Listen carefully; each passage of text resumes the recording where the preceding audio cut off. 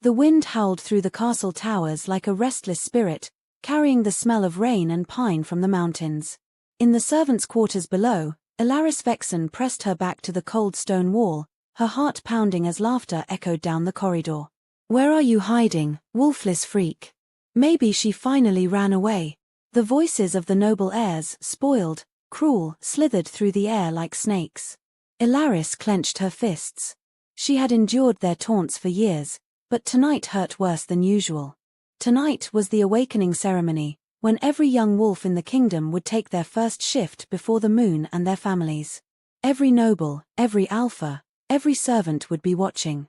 And she, the girl who could not transform, would stand in front of them all bare and broken. Her best friend, Finn, appeared in the doorway, his brown hair wild from the stables. "Ilaris," he whispered urgently. "They're calling your name. You have to go." "I can't," she said, shaking her head. "If I go out there, they'll laugh. Again. I'm 19, Finn. Everyone else shifted at 17 or 18. I'm wrong." "You're not wrong." He stepped closer, lowering his voice. "You're strong. Stronger than any of them. You just haven't found your wolf yet." Ilaris gave a bitter laugh. "Maybe she doesn't exist." Before Finn could reply, the door opened again. Lady Mosseline Draven swept into the room like a winter storm, beautiful, cold, and merciless. Her crimson gown shimmered in the torchlight, and her brown eyes glittered with disdain. "Still cowering, are we?" she said smoothly. "I suppose I shouldn't be surprised. You've been a disappointment from the moment I took you in." Ilaris straightened but didn't meet her gaze. "My lady, perhaps it would be better if I attended the ceremony?" Mosseline interrupted, her smile sharp as glass. "Oh, I insist. The people must see what happens to wolves who fail the goddess." Finn moved instinctively in front of Ilaris. "She's not a failure," he said quietly. Mosseline's eyebrow arched. "Careful, stable boy. Loyalty to broken things tends to make one disposable." Ilaris touched his arm, warning him silently to stop. "I'll come," she said softly. "Good." Mosseline turned, her perfume sweet and suffocating. "Make sure she's presentable. The kingdom adores a good tragedy." When the lady was gone, Finn muttered, "I hate her." Ilaris gave a sad smile. "Then you're not alone." The great hall glowed with golden torches and silk banners. Laughter filled the air, rich and cruel. Nobles gathered around the platform where young wolves took turns shifting, each transformation greeted with cheers. Silver, brown, golden wolves of every color danced beneath the full moonlight streaming through the open roof. And then silence fell. Lady Mosseline stood, her voice ringing clear. "Now," she said, "we come to the final participant. A special case." Her lips curved into a smile that was anything but kind. "Ilaris Vexen, orphaned ward of House Draven, will attempt her first transformation." The crowd stirred. Some snickered. Others whispered, "The cursed one? The girl without a wolf?" Ilaris walked toward the platform, her heart beating painfully in her chest. Every step felt heavier. Her palms were slick with sweat, but she kept her head high. "Go on, wolfless girl," someone jeered. "Let's see your miracle." She closed her eyes. She thought of her parents, faces she barely remembered, and the tiny silver pendant her mother had given her before she died. "The moon will find you when the time is right," her mother had whispered. So Ilaris reached inward, searching for something, anything, beneath her skin. For the wild heartbeat that every wolf carried. For the spark that would ignite the change. Nothing. Only silence. When she opened her eyes, hundreds of faces stared back at her, pity, disgust, amusement. Mosseline's son Kale stepped forward, his smirk cruel. "How tragic," he said. "Still no wolf, Ilaris? Maybe the goddess forgot about you." Laughter rippled through the crowd. Ilaris swallowed hard, her throat burning. She began, but her voice shook. "I tried." Kale leaned close enough for only her to hear. "Try harder," he hissed. "You're an embarrassment to our house." Something inside her cracked then, not power, but defiance. "Then maybe," she whispered, "you shouldn't claim me as yours." His eyes narrowed, and for a moment she thought he might strike her. But Lady Mosseline's sharp voice stopped him. "That's enough," she said lightly. "Our poor Alaris has provided enough entertainment." Laughter again. And just like that, it was over. Alaris stepped down from the platform, her humiliation complete. She felt hollow, invisible, small. But as she turned away, an old woman watching from the shadows murmured softly, "Not Wolfless. Sleeping." Alaris paused, but when she looked again, the woman was gone. That night, she dreamed of a white wolf standing at the edge of a moonlit forest, golden eyes glowing like twin suns. The wolf didn't speak, but Alaris felt its voice in her bones. "Wake up." 3 days passed since the ceremony. The laughter of the nobles still echoed in Alaris's mind. She moved through her chores like a ghost, scrubbing floors, carrying buckets, pretending not to hear the whispers that followed her. Then, one morning, the castle bells rang a rare sound that meant only one thing: an alpha was arriving. Alaris glanced through the high windows and saw riders approaching through the mist. At their head was a tall man on a black horse, his presence alone commanding the air around him. Even from a distance, she felt it, a strange energy that made her skin prickle. The guards bowed low as he dismounted. His dark cloak rippled behind him, and the cold wind seemed to follow him into the courtyard. "Who is that?" she asked one of the kitchen girls. "That's Lord Raventhorn," the girl whispered. "The Alpha of the Northern Realms. They say he commands entire armies. They say even other Alphas fear him." Alaris turned back to her cleaning, trying to ignore the flutter of unease in her chest. But fate, it seemed, wasn't done with her. Later that afternoon, while she was carrying a bucket of water through the main corridor, a harsh voice cut through the air. "Move, Wolfless."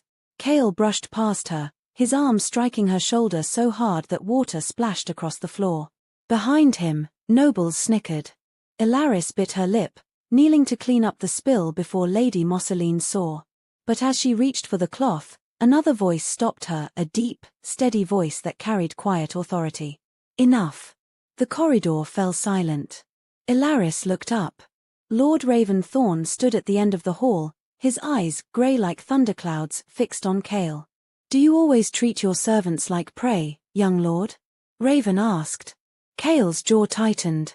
"This one isn't worth defending, my lord. She's a Wolfless mistake. A charity case." Raven's gaze shifted to Alaris. For a heartbeat, she felt like he saw right through her, past the dirt on her dress, past her shame, straight into the trembling spark buried deep within. "Mistake," he said softly, almost to himself. "Interesting."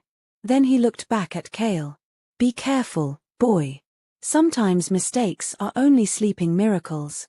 Kale flushed with anger but dared not argue. He muttered something under his breath and stormed off. The corridor emptied, leaving Alaris kneeling alone on the cold floor, her bucket overturned. Raven stepped closer. "What's your name?" he asked. She hesitated. "Alaris." "Alaris Vexen, my lord." "Alaris Vexen," he repeated thoughtfully. "How old are you?" 19. "Still a servant, at 19? His tone wasn't mocking, just curious. "Yes, my lord." She hesitated. "I never shifted." His grey eyes sharpened. "Never." She shook her head. The goddess was silent. For a moment, Raven said nothing. Then he crouched slightly, bringing himself to her eye level. "Tell me, Alaris," he said softly, "when the moon rises, do you feel nothing? No pull? No voice?" She swallowed. "Sometimes I dream of something. A white wolf. She's always waiting. But when I reach for her, she fades."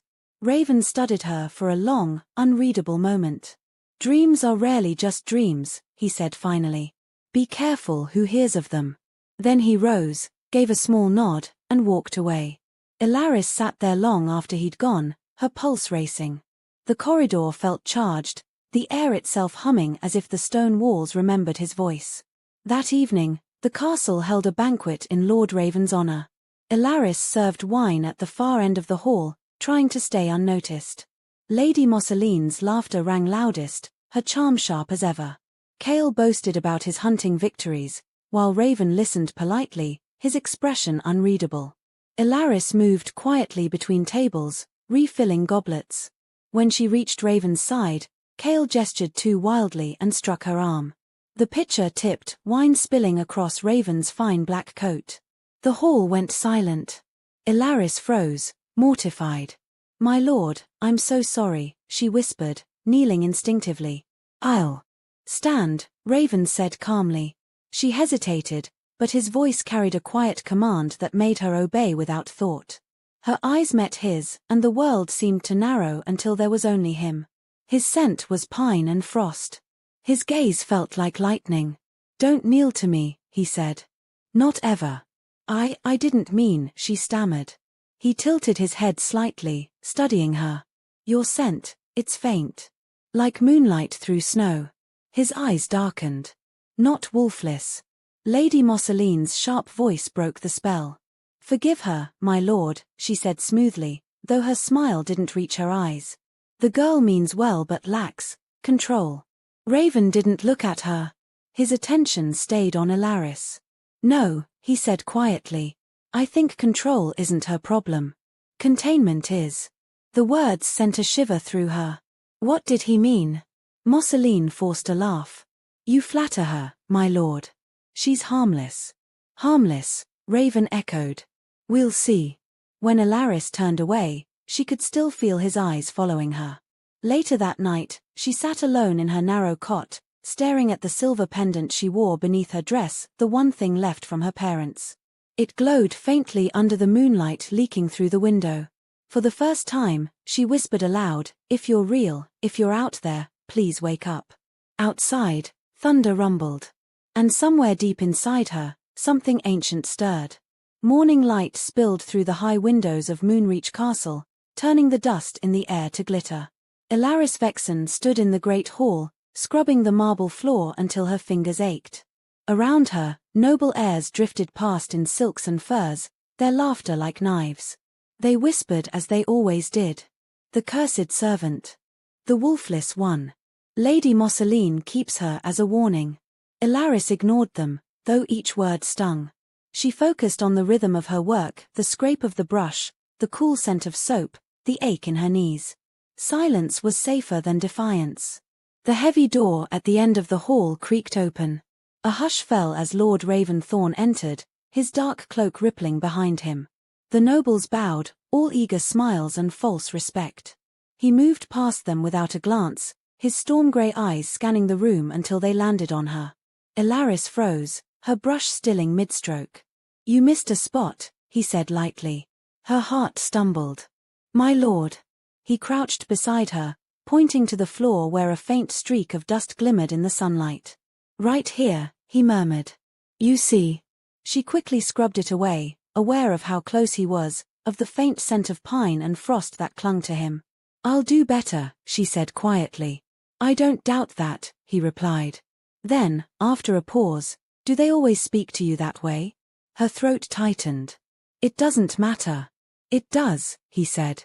"Because they fear what they don't understand." Ilaris blinked at him. "There's nothing to fear in me.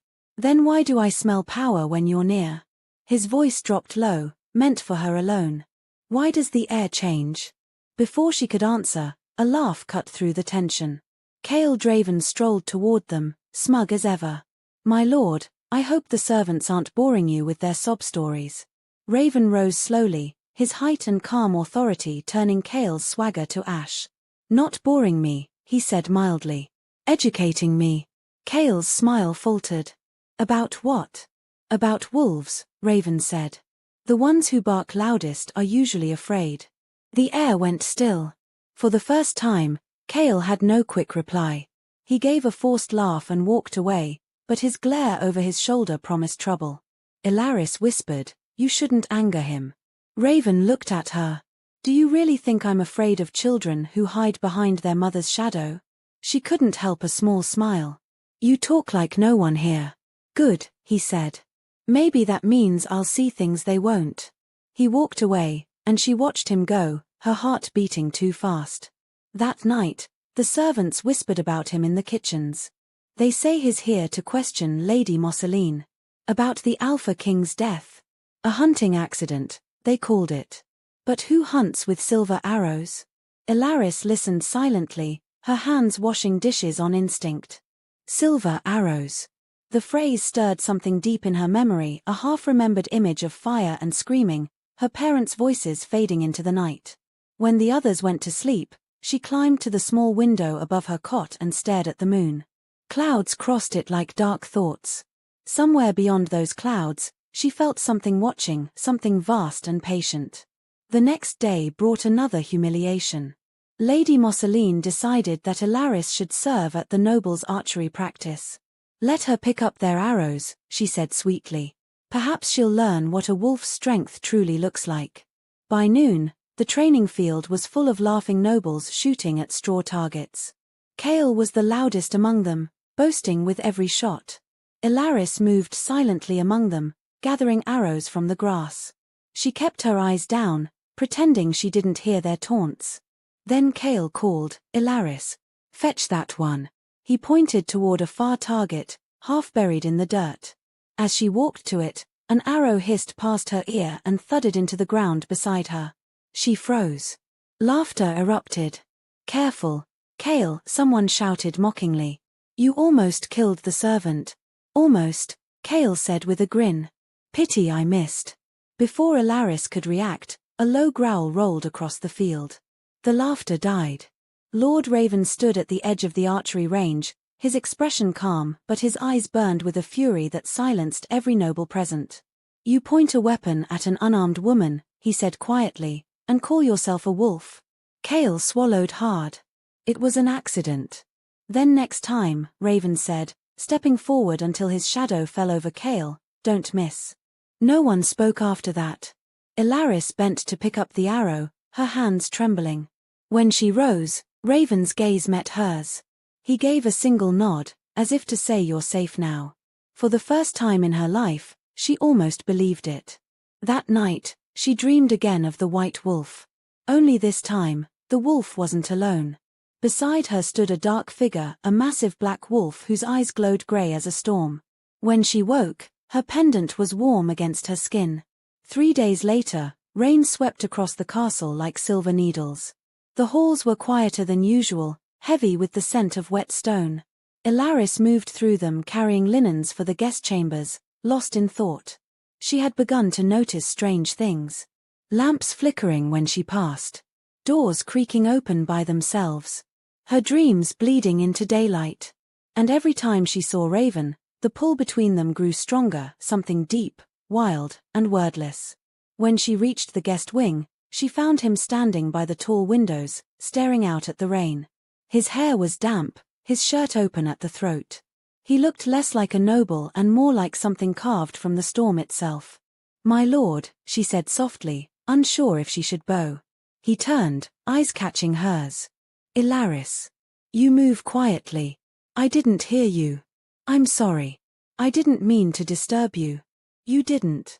He gestured toward the view. "I was just thinking. This castle feels haunted." She smiled faintly. "You have no idea." He tilted his head. "Then tell me. What ghosts walk these halls?" She hesitated, then said, "The kind that wear smiles and drink wine." He laughed, a low, rough sound that warmed the cold air. "I like your honesty." Ilaris looked away, flustered. "Honesty doesn't keep me safe here." "No," he said. "But it keeps you real. And that's rarer than gold." Before she could answer, footsteps echoed down the corridor.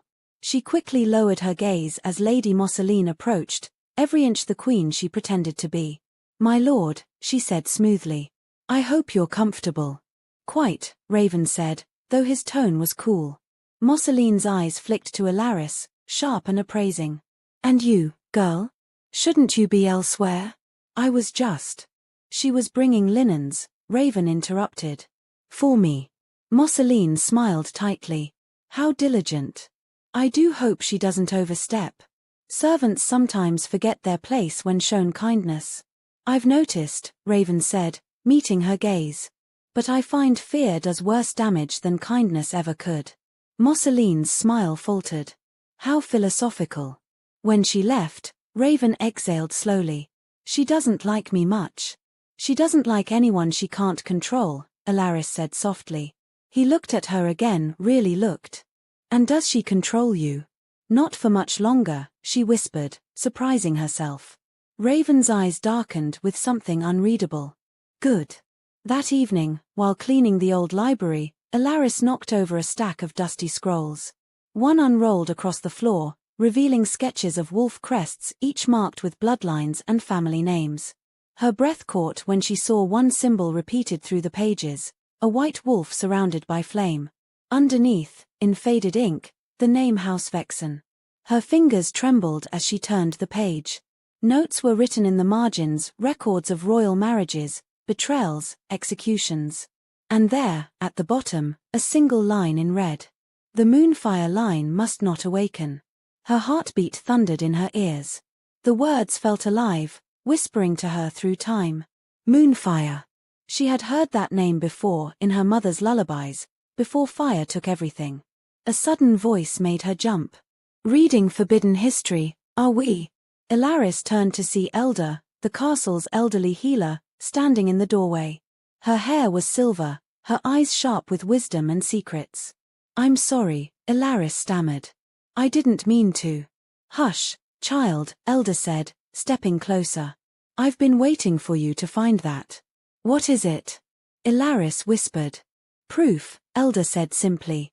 Your bloodline is not cursed. It's royal. Alaris froze. Royal? That can't be true.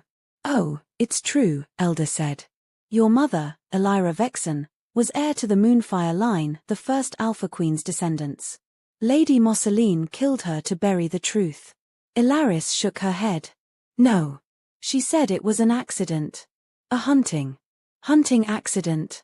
Elder's laugh was bitter. With silver-tipped arrows and poisoned wine? Child, your parents were murdered because they discovered the secret that keeps Mosseline in power. Alaris sank onto a chair, dizzy. Why tell me this now? Because you've started to awaken, Elder said softly. Your wolf stirs, doesn't she? In your dreams. Alaris's eyes widened. How did you know? Because I knew your mother. I saw the same light in her eyes before the fire. You can't hide it forever, Alaris. The moon has chosen her heir again. Alaris gripped the pendant at her neck. It pulsed faintly, as if in agreement. What happens when I awaken? She whispered. Elder's gaze grew distant. The world changes. Wolves will bow. Queens will fall. And the one who walks beside the storm will stand at your side. Alaris frowned. The one who? A knock at the library door cut her off. Kale's voice called from outside. Alaris. Mother wants the floors scrubbed before dinner. Don't keep her waiting. Elder's eyes darkened. Go, she whispered. But remember, the moon sees even when shadows lie. Alaris hid the scroll beneath her skirts and hurried out. As she passed Kale, he grabbed her arm roughly. Stay away from Lord Raven, he said coldly. Mother doesn't like how he looks at you. She pulled free, meeting his gaze with sudden courage. Then maybe your mother should stop watching him. His grip tightened, fury flashing in his eyes, but then he froze. For a heartbeat, golden light flickered in hers. He stepped back, shaken. What was that? Nothing, she said softly. Yet. That night, rain turned to thunder. Alaris lay awake, staring at the ceiling as lightning flashed. She held her pendant tight, the warmth of it seeping into her palm. From somewhere deep inside, a voice whispered again, familiar now, no longer distant. You are not broken. You are hidden. Wake, my queen. And as thunder rolled over the castle, Alaris Vexen, once the girl without a wolf, closed her eyes and dreamed of fire and moonlight, of a crown made of silver flame, and of storm-grey eyes watching her from the shadows. The next morning, Moonreach Castle seemed quieter than usual. The corridors were hushed, the servants whispering behind closed doors. Rain clouds hung heavy over the mountains, making the day feel trapped between light and shadow. Alaris moved through the halls with her cleaning pail, but her mind was far away on the things Elder had told her the night before. Royal blood. The Moonfire line. The first Alpha Queen. The words didn't feel real. She was a servant, invisible, unwanted. How could she be part of something ancient and powerful? She reached the great hall and froze. Lord Raventhorn stood at the center, surrounded by guards and nobles. A long oak table was spread with maps and scrolls. His storm-grey eyes were sharp, his voice calm but firm. You claim the Alpha King died in a hunting accident, he was saying, yet every witness from that day has disappeared. Every guard reassigned. Convenient, don't you think? Lady Mosseline smiled, her composure flawless. My lord, accidents are tragic, but not mysterious. The late Alpha King was a skilled hunter, yes, but age dulls even the keenest instincts. Perhaps, Raven replied evenly. Or perhaps someone helped dull them. Gasps rippled through the room. No one spoke such accusations aloud, not in Mosseline's presence. Her eyes flashed. Be careful, Lord Thorn. Some suspicions are dangerous to voice. So are secrets, he said softly. The tension in the air thickened like fog. Then his gaze flicked toward Alaris, who stood at the edge of the hall holding her cleaning pail. You, he said. Come here. Every head turned. Alaris hesitated, heat rushing to her face. My lord. Don't be afraid, he said gently. You were serving that night, weren't you? During the Alpha King's final feast. Her heart lurched. I was, my lord. What did you see? Alaris looked at Mosseline, whose smile had turned to stone. Nothing unusual, she managed. He dined, he laughed. Then he left with his guards for the hunt. And after? Raven pressed. Alaris's fingers trembled on the pail handle. The truth wanted to claw its way out, memories of silver-tipped arrows and the scent of burning pine, but fear held her back. Lady Mosseline's voice cut through like a blade. Careful, girl. Wild stories can ruin lives. Raven's eyes never left Alaris. And lies can end them. The silence stretched. Finally, Alaris whispered, I heard, an argument. Before the hunt. Raven leaned forward. Between whom? She hesitated, then said, between the Alpha King and Lord Draven. About the Moonfire bloodline. I didn't understand their words. Mosseline's smile snapped like glass. Nonsense. She was a frightened servant hiding behind doors, hearing what she wanted. Perhaps, Raven said again.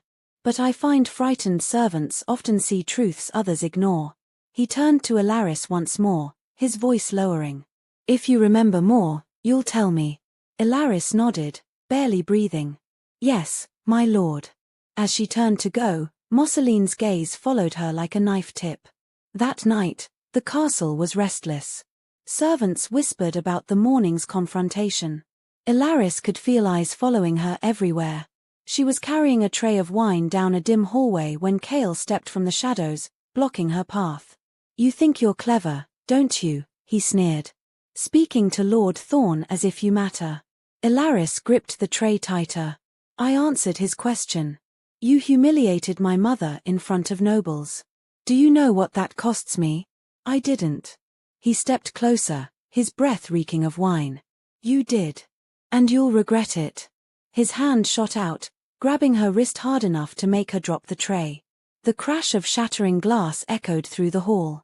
Before Kale could speak again, a low voice cut through the silence. Let her go.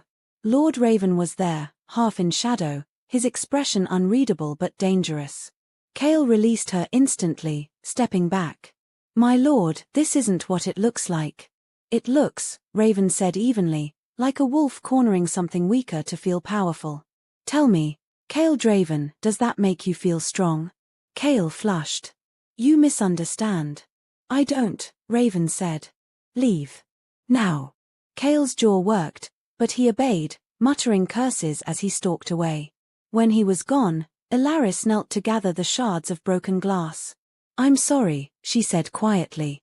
I didn't mean to cause trouble. Raven crouched to help her, his hands brushing hers. Stop apologizing for surviving. She looked up at him. The hall was empty now, and the only light came from the torches flickering along the walls. Why do you keep defending me? She asked. I'm nothing to you. You remind me of someone, he said softly. Who? He hesitated, then said, Someone who once believed she was powerless until the world found out how wrong it was. Their eyes held for a long, quiet moment. Then Raven reached out, touching the silver pendant at her throat. "Where did you get this?" "It belonged to my mother," Ilaris whispered. "She said it would protect me." His eyes widened slightly. "It's old. Very old. Do you know the symbol?" She shook her head. He traced it gently with his thumb. "It's the mark of the Moonfire Queen. The first alpha of the 7 kingdoms." Ilaris's breath caught. "That's impossible." "Is it?" he said quietly. "Or has someone been trying very hard to make you believe it is?"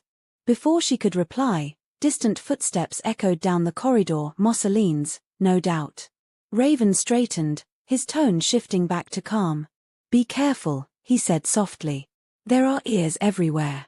Then he was gone, leaving her kneeling among the shattered glass, her heart pounding like a drum. That night, she dreamed again of white fire and golden eyes, of a crown floating in water. And a voice whispered, "Remember who you are." A week later, Lady Mosseline announced a grand hunting expedition in Lord Thorne's honor. The castle buzzed with excitement, but beneath the laughter there was tension, something coiled and waiting. Ilaris felt it too. Every glance, every whisper seemed charged with hidden meaning. She noticed how Mosseline's smiles were sharper now, her eyes colder when they passed over Ilaris. That morning, Elder found her in the herb garden. The old woman's hands were stained green with mint, her grey eyes grave. "You shouldn't go," she said simply. Ilaris looked up. "Go where?" "The hunt. It isn't a celebration, it's a trap." Ilaris frowned. "A trap for who?" "For him," Elder said. "And maybe for you." Ilaris's stomach turned. "What should I do?" "Go anyway," Elder said. "The moon doesn't warn the timid, it tests them. If you stay, you'll die in your sleep. If you go, you might wake up." Ilaris didn't understand, but something in Elder's tone told her not to argue. The next morning, the courtyard was a swirl of horses, banners, and bright armor. Rain had cleared, leaving the air sharp and cold. Lady Mosseline, radiant in burgundy silk, addressed the hunters. "Let us honor the goddess with courage," she said. "And may the best wolf bring glory to our house." Kale grinned at her side, his hand resting on the hilt of his hunting knife. Ilaris stood with the servants at the edge of the courtyard, pretending to adjust saddle straps. Her pulse thundered. Raven rode at the front, his black stallion tossing its maner. He looked down at her as he passed and gave a small nod, barely noticeable, but enough to make her chest tighten. Then the party rode out, hounds barking and horns echoing across the hills. By noon, they reached the Whispering Woods, a vast stretch of silver-barked trees and moss-covered stones. The air smelled of earth and wildflowers, but underneath was a metallic tang that made Ilaris's skin crawl, blood, faint and old. The nobles laughed and drank, but Raven seemed uneasy. His sharp eyes scanned the forest constantly. Kale rode beside him, far too friendly. "You must see the oak grove ahead, my lord," he said. "The deer there are swift, worthy of your skill." Raven nodded slowly. "Lead the way." Something in his tone made Ilaris's heart race. She was riding behind with the servants, but every instinct screamed that something was wrong. As the hunting group moved deeper into the forest, she quietly slipped away, following the stream that curved toward the oak grove. Her boots sank into the wet ground, her breath clouding in the cold air. When she reached the clearing, she froze behind an ancient oak. Kale and 3 other nobles stood in a semicircle around Raven. The laughter was gone. "You've been asking too many questions," Kale said. "About things that don't concern you." "They concern everyone," Raven replied. "Especially when a murderer wears a crown." Kale's smirk vanished. "My mother gave you hospitality. You repay her with insults." Raven's hand went to his sword. "I repay lies with truth." The first attack came fast. Kale lunged, knife flashing. 2 others followed, moving with practiced coordination. Steel clashed against steel, and the grove filled with snarls and the ring of blades. Raven fought like the storm he was named for, fast, brutal, precise. He disarmed 1 man and sent another crashing into the trees. But 3 against 1 was too many. A blade sliced across his ribs, blood blooming dark on his tunic. Cale raised his knife again for the killing blow. Something in Alaris broke open. She didn't think, she moved. She burst from the trees, grabbing a fallen branch and swinging it with impossible strength. The first attacker went down in a heap. The second tried to turn, but she struck him too, bone cracked under her blow. Cale spun toward her, eyes wide with disbelief. "You," he hissed. "You worthless." He stopped. Her eyes burned gold, glowing with an inner light that made his voice die in his throat. Alaris dropped the branch. Power roared through her veins like fire. She felt her heartbeat become something vast and ancient.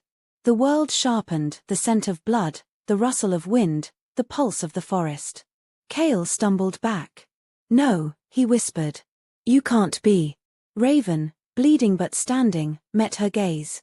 "Alaris," he breathed, awe and recognition mingling in his voice. "You're Wolf." A blinding shimmer surrounded her, light pouring from her skin like liquid moonlight. She gasped, falling to her knees as pain and power collided. For a heartbeat, she saw it, her reflection in the stream beside her, not human but white-furred and radiant, eyes burning gold. Then it faded, leaving her shaking and gasping on the ground. The other hunters, hearing the noise, rode into the grove. They found Cale and his companions scattered, Raven wounded, and Alaris kneeling amid broken weapons. "What happened?" Lady Mosseline demanded, arriving moments later. Raven's voice was steady though blood stained his side. "Your son tried to murder me," he said. "He failed." Thanks to her. All eyes turned to Alaris. She stood slowly, power still crackling faintly under her skin. Mosseline's face went pale. "Impossible," she whispered. "You're nothing." Alaris met her gaze for the first time without fear. "Maybe that's what you needed me to be." Mosseline stared, speechless. Raven stepped forward, his voice like thunder. "This hunt is over. From this moment, she's under my protection." The forest seemed to listen. Even the wind went still. Alaris looked at him, breath trembling. "Why?" He smiled faintly, his storm-grey eyes softening. "Because you're not Wolfless, Alaris. You're the reason the moon still shines." That night, back at the castle, whispers spread faster than fire. The servant girl had saved the Alpha of the North. The Wolfless girl had fought like a beast of legend. And as Alaris lay awake, the silver pendant on her chest glowed softly, pulsing in rhythm with her heartbeat, each throb a promise of what was still to come. Somewhere in the dark, the white wolf's voice echoed again. "You've begun to wake." The night after the ambush, Moonreach Castle felt like it was holding its breath. Torches flickered low in their brackets, and shadows crawled up the walls like living things. The hunt had ended in chaos. Whispers of treachery spread through every corridor. Some said Cale had been injured, others that he had vanished into the woods. Alaris sat alone in the healer's chamber, her hands trembling as she stared at the faint white marks glowing beneath her skin. She'd washed the dirt and blood away, but the memory of the forest clung to her, Cale's face twisting in fear, the feel of her own power surging like wildfire. "Breathe," said Elder, her wrinkled hands placing a warm cloth on Alaris's forehead. "You're safe now." "I saw it," Alaris whispered. "I changed. But only for a moment. I didn't call her, she just appeared." Elder nodded slowly. "You didn't call her because she's not separate from you anymore. Your wolf has awakened." Alaris pressed a hand to her chest. "Then why do I still feel divided?" "Because you've been forced to hide for too long. You've lived in fear so long that your wolf doesn't know if it's safe to stay." Elder leaned closer. "You must choose to let her in, Alaris. Or you'll burn from the inside out." Before she could answer, the door opened. Lord Raventhorn stood there, his shirt torn and stained with blood, his presence filling the small room like thunder rolling through the mountains. Elder gave a small bow. "My lord. She needs rest." "I only need a moment," he said. His voice was calm, but the air around him hummed with restrained emotion. Elder looked between them, then quietly left, closing the door. For a long time, neither spoke. The silence between them was heavy, alive. "You shouldn't be here," Alaris said finally. "If Lady Mosseline finds out, She already knows, Raven said. And she's furious. He stepped closer. You saved my life, Ilaris. That's not something I forget. You don't owe me anything, she said, looking away. I just reacted. Raven's hand reached out, gentle but firm, tilting her chin toward him. You didn't react. You transformed. You did what no one thought possible. His eyes searched hers. Do you know what that means? I don't want to think about it, she whispered. It feels like everything's breaking. It's not breaking, he said softly. It's becoming. He studied her for a moment longer, then his expression changed, something softer, almost wonder. When I saw you in the forest, I thought I was dreaming. White fire. Moonlight made flesh. Her heart beat faster. You saw me. I saw the wolf that will change everything, he said. And she looked at me as if she'd known me for centuries. Ilaris swallowed. That's impossible. He smiled faintly. So was a wolfless girl turning into the goddess's chosen. The warmth between them deepened until it felt hard to breathe. The space seemed to shrink, the air electric. Ilaris whispered, "Why do you look at me like that?" Because, Raven said quietly, the first time I met you, the world went silent. Every scent, every sound, gone. Only you remained. That doesn't happen by chance. She shook her head. You're saying. I'm saying, he interrupted gently, you're my fated mate. The words hung in the air like thunder before a storm. Ilaris froze. Her pulse raced so fast she thought it would burst. That can't be true, she said. The goddess doesn't make mistakes. She doesn't, Raven said. And she didn't. He stepped closer, his voice low and certain. We're bound by something older than blood or rank. You feel it, don't you? That pull, like gravity. She did. Every time he was near, her chest felt tight, her skin alive with energy she couldn't name. It terrified her and drew her in all at once. I don't know what to do, she whispered. You don't have to do anything, he said softly. Just breathe. He reached out, his fingers brushing her wrist. The moment they touched, a spark flashed between them, bright and warm, like lightning finding its mark. Ilaris gasped, but she didn't pull away. For a heartbeat, she saw something, two wolves running through a silver forest. One black as night, one white as starlight, their paws striking the earth in perfect rhythm. A bond, ancient and unbreakable. Then it was gone. Raven exhaled slowly, releasing her hand. There. Proof enough. Ilaris stood trembling. If anyone finds out. They won't, he said. Not yet. His voice darkened. Lady Mosseline already hates you. If she learns what you are, she'll come for you. Ilaris nodded. Then we'll need to be careful. He smiled faintly. We. Her cheeks warmed. You saved me before. Now it's my turn. He looked at her a long moment, then said quietly, then the goddess help anyone who stands in your way. For the next few days, the castle pulsed with rumors. Kale was said to be recovering from wounds suffered during the hunt, though no one dared ask what had truly happened. Mosseline hosted lavish dinners to disguise her anger, smiling through gritted teeth. Ilaris worked quietly, avoiding attention. But everywhere she went, she felt Raven's gaze on her, protective, fierce, constant. At night, when the moon rose, she stood by her window, touching her pendant. The glow within it grew brighter with each passing day, as if feeding on her awakening. And in the deepest part of her heart, she felt a steady rhythm answering it, his heartbeat, far away but always there. The morning fog hung thick around Moonreach, curling around the spires like smoke. The castle looked like something from a dream or a warning. Ilaris was in the library again, sweeping dust from the shelves, when she heard footsteps behind her. Expecting another servant, she didn't turn. But when the voice came, she froze. You're hiding again, child. She turned. Elder stood in the doorway, her cloak soaked from the mist. You shouldn't walk alone, Ilaris said. Mosseline's guards wouldn't see me if I stood in front of them, Elder said dryly. They see only what they're told to see. Ilaris smiled faintly. That sounds like magic. It's practice, Elder said. And a bit of moonlight. She moved closer, eyes narrowing.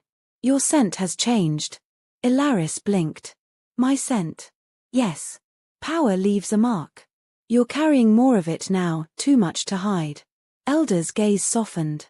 Your wolf is growing restless. Ilaris swallowed.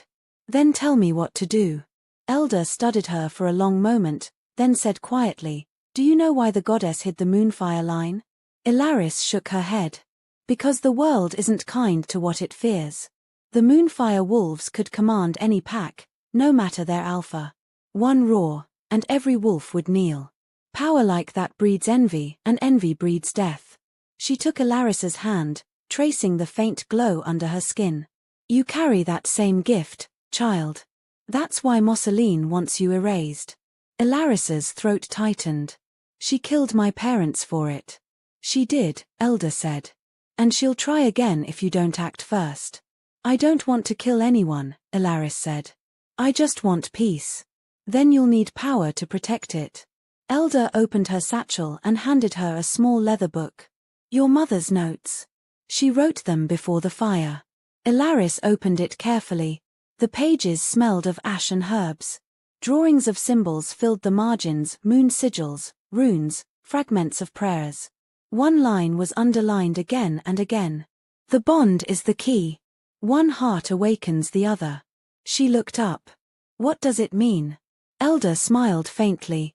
Your wolf's power is tied to another's. When your bond awakens fully, so will your strength. The moonfire and the storm must rise together. Ilaris frowned. The storm? Elder's eyes gleamed. You already know who that is. Raven. She didn't need to say it. Later that afternoon, Raven was in the courtyard, training with his soldiers. Ilaris lingered at the edge, pretending to sweep while watching him move, fluid, precise, dangerous. Every strike of his blade seemed to speak to something inside her. She couldn't explain it. It was like her heartbeat matched his rhythm. When their eyes met, he paused, lowering his sword. Ilaris, he called softly. Come here. She hesitated. I shouldn't. People are watching. Let them. She crossed the courtyard slowly, her hands trembling slightly. What is it? She asked. Raven looked at her, his gaze unreadable. You felt it too, haven't you? The bond, she whispered. He nodded. It's growing stronger. Every time you're near, I can hear your heartbeat. Even when you're not near, I feel your fear. He stepped closer, his voice low. When you were attacked in the forest, I knew before I saw you. I felt it through the bond. Ilaris's breath caught. What does that mean? It means our fates aren't separate anymore, he said. Whatever comes for you, comes for me. Her eyes softened. That's not fair. He smiled faintly. Then it's a perfect match. Before she could respond, a shout broke across the courtyard. One of the guards had arrived breathless. My lord, Lady Mosseline requests your presence in the council chamber immediately. Raven's smile vanished. Of course she does. He glanced at Ilaris. Stay near Elder. Don't go anywhere alone. She nodded, watching as he strode away. A cold feeling crept through her chest. Mosseline wasn't calling him to talk, she was setting her next trap. That night, a servant slipped a note beneath Ilaris's door. The handwriting was unfamiliar but elegant. He is in danger. Meet me in the cellar. Come alone. Ilaris's heart raced. The cellar, Mosseline's domain. It could be a trick, but if Raven was truly in danger, she couldn't ignore it. She slipped from her room, moving through the dark halls, the silver pendant warm against her skin. When she reached the cellar, the air was damp and cold. Candles flickered along the walls. Hello, she whispered. Who sent this? A figure stepped from the shadows, Kale. His face was pale, his arm in a sling, a mocking smile curling his lips. You should have stayed in your room, Wolfless. Ilaris's blood ran cold. You sent the note. I had to see the goddess's little mistake for myself. His voice dripped venom. Do you even know what you are? You're a weapon that should never have been born. Ilaris stepped back. Your mother sent you. She doesn't need to. I want this. His knife gleamed in the candlelight. You took everything from me. My mother's favor, my pride. I'll take yours. He lunged. Ilaris dodged, the world sharpening into terrifying focus. She felt her wolf stir, not as pain this time, but as instinct. Her hand shot out, catching his wrist mid-swing. The knife clattered to the floor. Her grip tightened, glowing faintly with white light. Don't, she said quietly. Walk away. Kale laughed breathlessly, still pretending to be merciful. He swung again, this time pulling a second blade from his belt. Something in her snapped. The glow in her hands flared blindingly bright, and with one motion, she shoved him backward. He flew across the room, slamming into the wall with a crack. He groaned, sliding to the ground. Ilaris stared, horrified by her own strength. Footsteps thundered on the stairs. Raven burst in, sword drawn. His eyes widened when he saw the scene, Kale unconscious, Ilaris trembling in the center of a broken circle of light. What happened? He demanded. I didn't mean to, she whispered. He tried to kill me again. I couldn't stop it. Raven crossed the room in 2 strides, catching her before she fell. You did what you had to. Do you hear me? You defended yourself. Tears filled her eyes. She'll never forgive this. He held her tighter. Then let her come for us both. Outside, thunder cracked again, echoing through the night. And far above the castle, the moonlight flared bright enough to turn the mist silver. The bond between them burned stronger than ever. The grand ballroom glittered like a dream that could cut. Chandeliers blazed with 100 golden candles, their light reflecting off crystal goblets and jeweled gowns. The scent of roses and wine filled the air. Lady Mosseline Draven stood at the top of the marble staircase, radiant in scarlet silk, her smile as perfect as ever. Tonight, she declared, her voice smooth and commanding, we celebrate peace. The kingdom stands united under our watchful goddess. Applause rippled through the crowd. But beneath the surface, tension coiled tight. The whispers about the failed hunt, about Kale's disappearance from public sight, about Lord Raven's growing influence all hung in the air like smoke. Ilaris stood near the pillars, dressed in a simple silver gown that Elder had secretly altered for her. She had been ordered to serve wine, but Lady Mosseline's servants avoided her now, afraid of the girl who had glowed like moonfire in the forest. So she stayed to the edge, invisible, watching.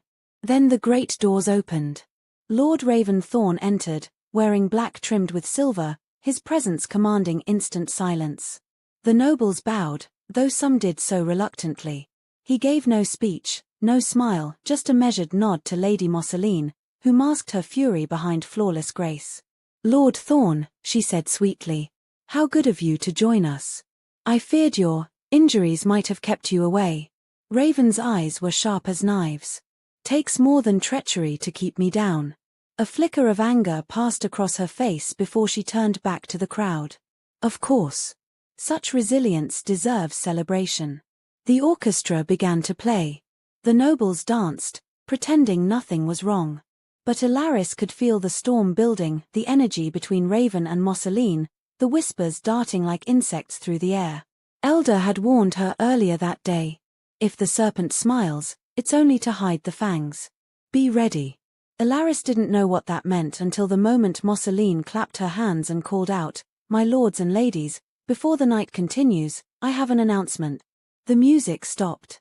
Some of you have heard strange stories, she said, her voice dripping with concern. Stories about wolves of white fire, and servants who think themselves divine. It grieves me to say that deceit has crept even into our walls. Ilaris's heart sank. No. Mosseline's eyes swept the crowd before resting on her. Ilaris Vexen, she said softly. Step forward. 100 eyes turned. The air thickened. Raven took a step forward instantly, but Mosseline's hand rose. Please, my lord. Let her speak for herself. Ilaris's feet felt made of stone as she walked into the circle of light. Her pulse pounded in her ears. Mosseline smiled coldly. Tell us, child. Who are you, really? The daughter of traitors? The witch who bewitched Lord Thorn? Or perhaps, she paused, eyes gleaming, a monster pretending to be one of us. Ilaris's throat felt dry. I'm none of those things. Oh. Mosseline's tone was honey and poison. Then how did a wolfless servant summon light powerful enough to injure 3 noble heirs? Unless you dabble in forbidden gifts. Gasps echoed through the crowd. The nobles murmured like crows. Raven's voice cut through, low and steady. Enough, Mosseline. You're accusing without proof. She turned to him, feigning sorrow. Proof? My dear lord, you've provided all I need. Since your arrival, my house has been besieged by scandal, my son wounded, my servants fearful, and you. She let her gaze linger between him and Alaris. You, a powerful alpha, suddenly bound to a servant girl. A murmur swept through the crowd, curious, scandalized, hungry. Mosseline's smile sharpened. Tell me, my lord. Have you claimed her as your mate? The hall fell silent. Raven's jaw tightened. He looked at Alaris, and the truth was already there between them.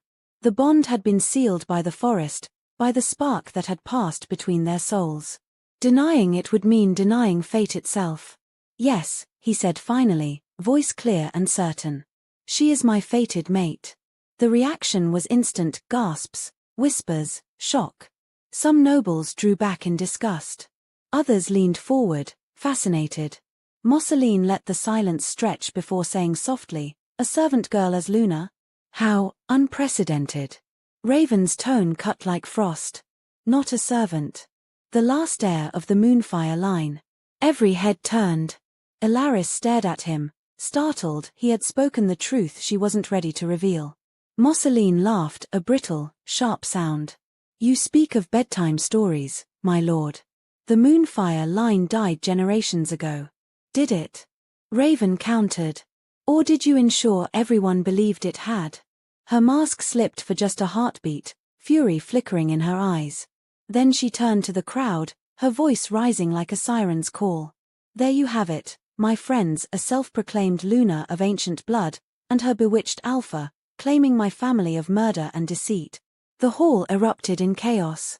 Voices clashed, some in disbelief, others in awe. Through it all, Alaris stood frozen, her heart breaking under the weight of too many eyes. Raven stepped in front of her, shielding her from the crowd. You'll regret this, he told Mosseline quietly. Her smile was pure venom. No, my lord. I'll bury her with the rest of her line. Before Alaris could speak, Raven grasped her hand. Come, he said, voice low. We're leaving. He pulled her through the hall as guards shouted, and nobles stumbled aside. They burst into the cold night air, the sky blazing with stars. Alaris trembled, tears burning her eyes. You shouldn't have said it, she whispered. Now they'll all turn on you. I'd say it 1,000 times, he said. I won't hide what you are. I'm nothing but trouble to you. He caught her face in his hands, his voice fierce. You're everything they fear because you're everything they can't control. Don't let them make you smaller. Her breath hitched. The world seemed to fall away, just him and her, moonlight on skin, the air between them charged. But before she could answer, a horn sounded from the castle, sharp and cruel. Mosseline's voice carried across the courtyard, amplified by magic. By order of the Regent of Moonreach, Alaris Vexen is to be detained for witchcraft and treason against the crown. Raven's eyes darkened. So it begins. They ran into the woods together, the sound of pursuit ringing behind them. They didn't stop running until the castle lights were far behind them, swallowed by the trees. The moon was high, casting silver over the forest floor. Alaris leaned against a tree, gasping for breath, her gown torn, her hands shaking. Raven paced beside her, his jaw clenched. She won't rest until you're dead. She'll ruin you too, Alaris said. You stood against her in front of everyone. I've stood against worse, he said. But she'll send assassins. Spies. She'll twist every truth until even your name sounds like a curse. Alaris sank to her knees, exhaustion and fear crashing over her. I didn't ask for any of this. I never wanted to be Luna, or royal, or powerful. I just wanted peace. Raven crouched before her, his tone softening. Peace doesn't come to those born of fire. It comes to those who survive it. He took her hand and pressed something into her palm, a small, silver crest. Take this. My house's mark. If I fall, this will keep others loyal to you. She looked up at him, startled. "You're not going to fall." He gave a quiet smile. "You sound like someone who believes in fate." "I don't," she said softly. "I believe in choice. And right now, I'm choosing to fight."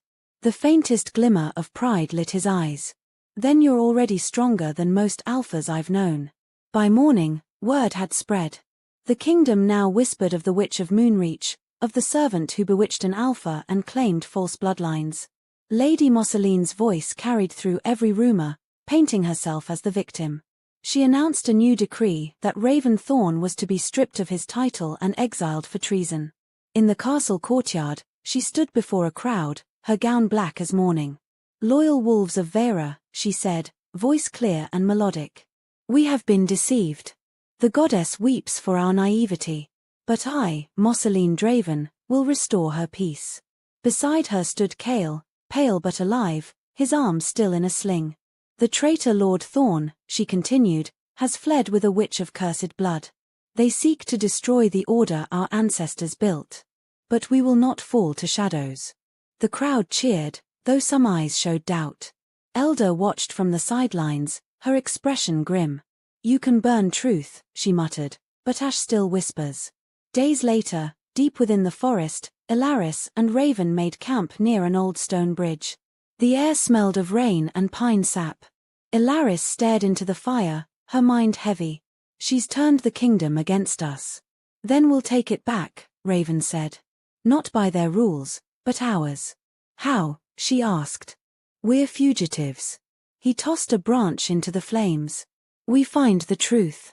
The proof she buried. The Moonfire Temple still stands somewhere in these woods. If we reach it, we'll find what she fears most, your rightful claim." Ilaris nodded slowly. "And if we don't? Then we die trying," he said without hesitation. "But not as cowards." She met his gaze. "You'd risk your life for this." "For you," he said simply. "For the bond. For the truth that's bigger than both of us." The air between them tightened, full of unspoken things. Ilaris looked away, blinking back tears. "You shouldn't love me. I'll only bring ruin." "Too late," he said with a faint smile. "You already did." That night, as she slept beside the dying fire, Ilaris dreamed again, this time clearer than ever.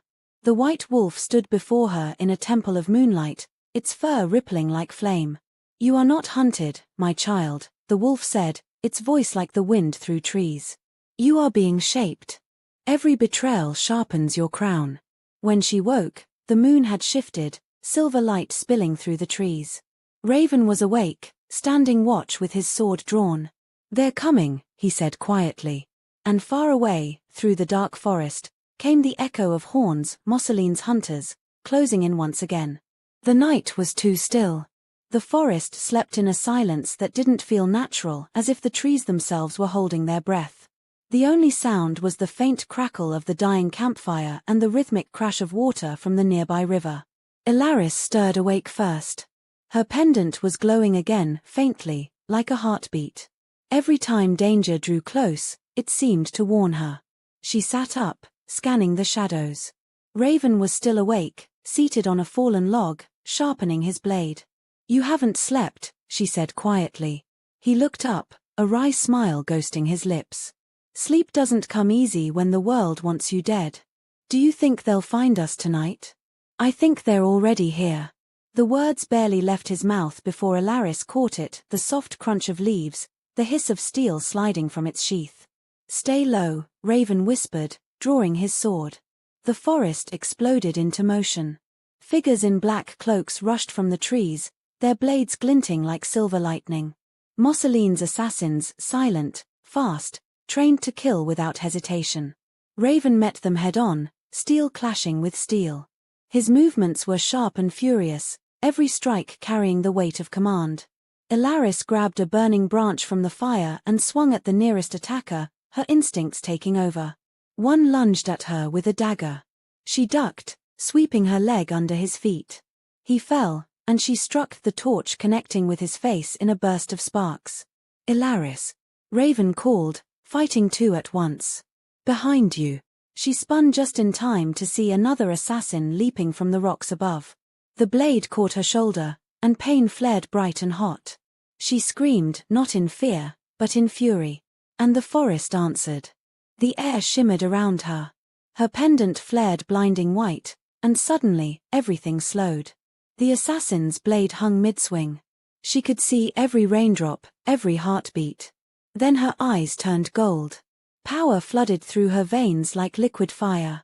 She moved faster than thought, grabbing the man's wrist and twisting, bones cracked, and he crumpled to the ground.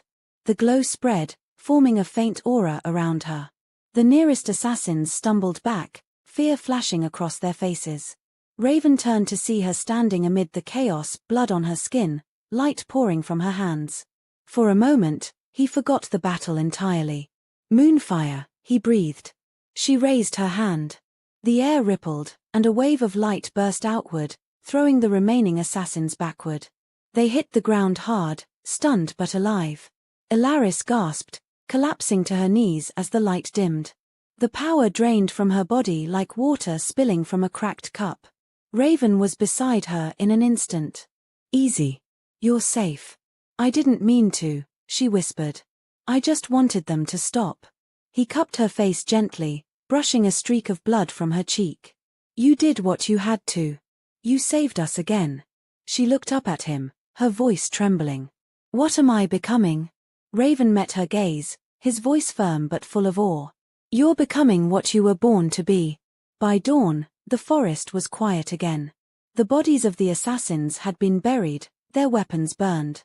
Smoke rose faintly from the ashes of the fire as Ilaris washed her hands in the river, her reflection shimmering beneath the rippling water. Raven stood a few feet away, his arms crossed. "You need to learn to control it," he said. "That power, it reacts to your emotions. If Mosseline sends more, you can't rely on instinct alone." "I don't know how," she admitted. "It feels like two hearts fighting inside me. One wants to protect, the other wants to burn everything." He knelt beside her. "Then we find a way to make them one." She looked up at him. "How?" Raven's gaze drifted toward the horizon. "The temple of the first wolf. The legends say it lies beyond the river and the mountain pass. If it's real, it's the only place you'll get answers." Ilaris frowned. "And you think we can just walk in?" He smiled faintly. "I don't think anyone's walked out." She gave a shaky laugh. "Comforting." He stood, offering his hand. "Then it's a good thing you're not just anyone." She took his hand, and for a moment, the fear eased. They packed their few belongings and left the camp behind, the forest swallowing the last traces of their fire. As they walked, Ilaris couldn't shake the feeling that someone still watched from the shadows. Far behind them, among the trees, a single raven perched on a branch, its eyes glowing faintly red.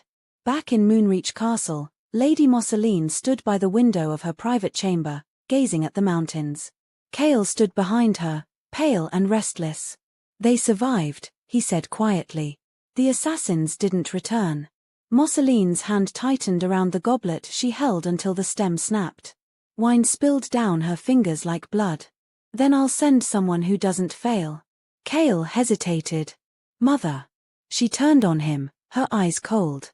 "You should have killed her in the forest. Instead, you ran." "She's not human anymore," Cale said, voice trembling. "When she looked at me, I felt it, power older than the goddess herself." Mosseline smiled faintly. "Good. Then she'll die as a goddess too." She turned back to the window. Far away, the sun broke through the clouds, but its light didn't reach her face. The journey to the mountains took 3 days. The forest grew thicker, the air colder, until the trees gave way to jagged cliffs and mist-filled valleys. Ilaris felt the bond between her and Raven deepen with every step. Sometimes she caught flashes of his thoughts, not words, but emotions, worry, determination, affection he tried to hide. It was disorienting, but comforting too. On the second night, they camped near a frozen waterfall. Ilaris sat beside the fire, tracing the strange symbols from her mother's book. "This one keeps appearing," she said, pointing to the spiral with 7 lines. "Do you know what it means?" Raven studied it. 7 packs. The symbol of the first alliance. Your ancestor forged it when she united the clans under the Moonfire crown. She made peace, Ilaris murmured. She made order, he corrected. Peace came later. She looked up. And now? Raven's gaze hardened. Now it's chaos. The world forgot its queen, and wolves like Mosseline filled the void. Ilaris's fingers tightened on the page. Then it's time they remember. By dawn, they reached the foothills. The mountain loomed ahead, carved from grey stone and streaked with veins of white quartz that shimmered like moonlight. The entrance to the temple was half buried beneath vines and ice. Ilaris stepped closer, her pendant glowing brighter the nearer she came. The carvings around the doorway matched the ones in her mother's book. "This is it," she whispered. Raven's hand rested on his sword hilt. "Stay close." The moment they stepped inside, the air changed. The temperature dropped, and the torches along the walls ignited on their own with pale silver fire. The walls were covered in murals, wolves of every color, circling a single figure crowned in light. Ilaris reached out, her fingertips brushing the stone. She was real. "The first Alpha Queen," Raven said quietly. "The one the goddess blessed." They followed the passage deeper, the light from her pendant guiding them. The tunnel opened into a vast chamber filled with moonlight streaming through a crack in the ceiling. At the center stood an altar carved from white stone, marked with ancient runes. Ilaris approached slowly. "I feel her here," she whispered. "Like she's watching." Raven stayed at her side. "Then speak to her." Ilaris knelt before the altar, placing her pendant on it. "If you can hear me," she said softly, "I need your help. They've turned your kingdom into a cage. Tell me how to free it." For a moment, nothing happened. Then the ground trembled. The air shimmered with silver light, and a figure began to take shape above the altar, tall, regal, her eyes glowing like the moon itself. "My blood," the voice said, echoing through the chamber. "You carry my flame." Ilaris's breath caught. "You're real. You are my echo," the spirit said. "My gift reborn. But gifts demand courage. I don't know if I'm strong enough." "Strength isn't born from certainty," the spirit said gently. "It's born from loss." Images flashed before Ilaris's eyes, her parents' faces, the burning house, Mosseline's smile, Raven bleeding in the forest. "Your wolf was not silent," the spirit continued. "She waited until your heart could bear her truth. You are the white flame, the Moonfire Queen. And you will rise." Light poured from the altar, surrounding Ilaris in a storm of white fire. Her body lifted from the ground, her eyes blazing gold. The markings of her bloodline shimmered across her skin, ancient sigils glowing with divine power. Raven stepped back, shielding his eyes. "Ilaris." Her voice came out layered, echoing with something greater than human. "I see it now. I see everything." When the light faded, she stood taller, her eyes bright as molten gold. The pendant was gone, absorbed into her chest. Raven stared at her, awestruck. "You're awake," she finished. "Truly awake." The spirit's voice echoed once more. "Beware, my heir. The serpent moves in shadow. She comes for you even now." The vision faded, leaving only silence. Raven turned sharply toward the entrance. "We're not alone." From the tunnel came the sound of boots, deliberate, slow, mocking. Lady Mosseline stepped into the light, her crimson cloak trailing behind her, Kale at her side. Her smile was pure malice. "So this is where the legend hides," she said softly. "Fitting, don't you think? A tomb for a dead queen." Raven raised his sword. "You shouldn't have come." "I couldn't resist," Mosseline said, eyes glittering. "After all, every kingdom needs its martyr." Ilaris's power shimmered faintly around her. "You killed my parents." Mosseline's smile widened. "And I'll kill you too, darling. But this time, I'll make sure the bloodline ends." Kale drew his blade, his voice shaking. "Mother, please." "Silence," she snapped. "She's not your sister. She's a curse." Ilaris stepped forward, her voice calm but strong. "No, Mosseline. I'm your reckoning." The air crackled as the storm outside rolled over the mountain, thunder booming like the goddess herself had spoken. The final war had begun.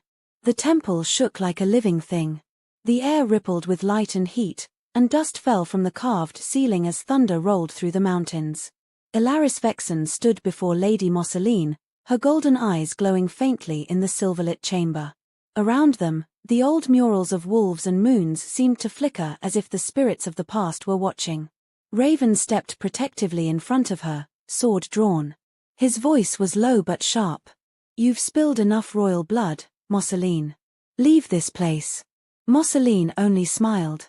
"Oh, but I've come to finish what I started. You think awakening her power makes her a queen? She's a weapon she can't control. I'll save the world from her." "You're saving your own throne," Raven shot back. Kale shifted behind his mother, his sword trembling in his hands. His face was pale, eyes flickering with doubt. He looked from Ilaris to Mosseline, torn between fear and guilt. "Mother, we should leave. She's not the same anymore." "Silence, boy," Mosseline hissed. "Do you want to live like prey forever? This," she gestured at Ilaris, "is what happens when weakness is mistaken for destiny." Ilaris's voice was calm but steady, echoing softly against the stone. "You call mercy weakness because you've never known it. You've ruled through fear, and it's eaten you from the inside out." Mosseline laughed, the sound bitter and sharp. "You think you're above fear? You'll drown in it soon enough." She raised her hand, chanting words that shimmered with dark light. Her fingers glowed red, and the ground beneath her cracked open as dark mist poured out. The air turned cold, the smell of iron thickening. Raven lunged first. His sword flashed, striking through the mist, but Mosseline moved like smoke. Her magic flared, throwing him backward across the floor. He hit the wall with a grunt, the impact shaking the chamber. Ilaris ran to him, but Mosseline's laughter filled the air. "Still protecting him, are you? How noble. Let's see how much he's worth when you're gone." Dark fire shot toward Ilaris. She threw up her hands instinctively, but instead of burning, the flames bent and split, spiraling around her like ribbons of silver light. The moonfire within her responded on its own, flaring bright enough to blind everyone in the room. Raven's voice broke through the chaos. "Ilaris, don't hold it back, let it flow." She closed her eyes. The pendant's mark on her chest pulsed, and suddenly the chamber was filled with wind and light. Her hair lifted as white fire poured from her palms, spinning upward into a storm that swallowed the darkness. The floor glowed beneath her feet, ancient runes lighting one by one. The white wolf spirit appeared again above the altar, towering, its eyes twin suns in the dark. "Now, my heir," the voice said. "Accept what you are." Ilaris opened her eyes, and the gold deepened into molten white. Her skin glowed faintly, markings trailing up her arms, the sigils of the moonfire bloodline. Mosseline stumbled backward. "No, this power should be mine." "It never was yours," Ilaris said quietly. "You stole it. But you can't steal destiny." With a roar, Mosseline flung a final bolt of crimson energy. Ilaris didn't dodge. She stepped forward into the blast, and the two lights, red and white, collided. For a moment, the entire temple became blinding.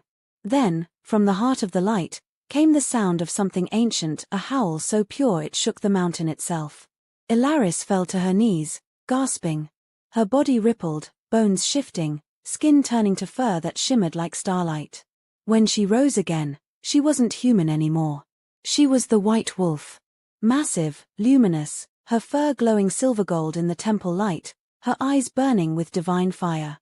The chamber fell silent except for the wind that followed her breath. Mosseline screamed, trying to run, but the light caught her and froze her mid-step. Her dark magic crumbled to ash. Raven stared, awe written across his face. "Ilaris," he whispered. "You're." Her voice came to him not through words, but through the bond in their souls. "I am what they tried to erase." The white wolf turned toward Kale, who had fallen to his knees. His sword clattered to the floor, his face wet with tears. "Forgive me," he whispered. "I didn't know." The wolf lowered her head, and a soft wave of light washed over him. His wounds vanished.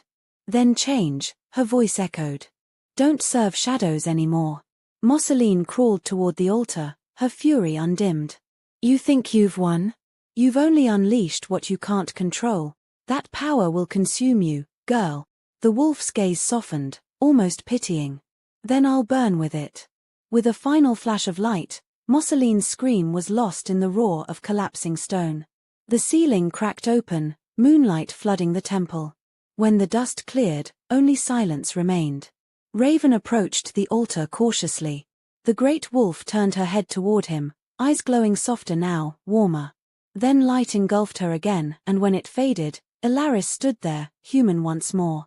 Her hair shimmered like pale gold, her eyes bright and clear. The mark of the moonfire line glowed faintly over her heart. Raven dropped his sword, unable to speak. She smiled faintly. You're staring. You expect me not to, he said, breathless. You just turned into a legend. I feel more alive than I ever did, she said.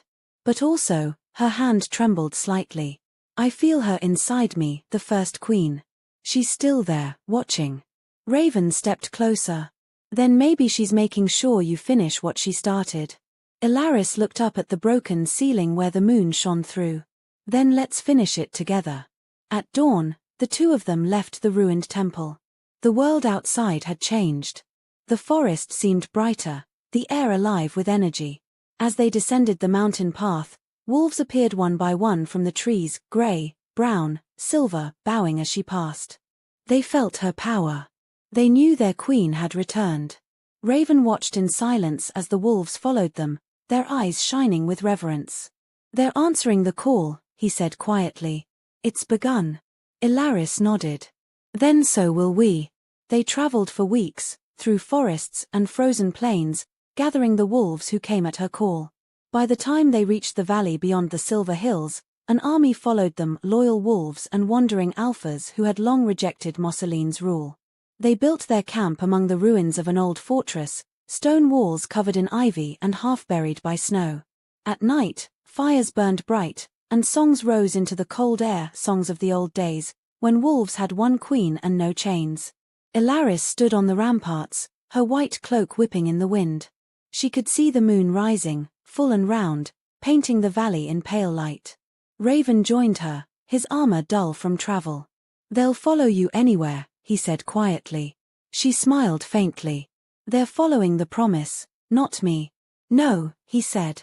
They're following you because you became the promise. She turned to face him.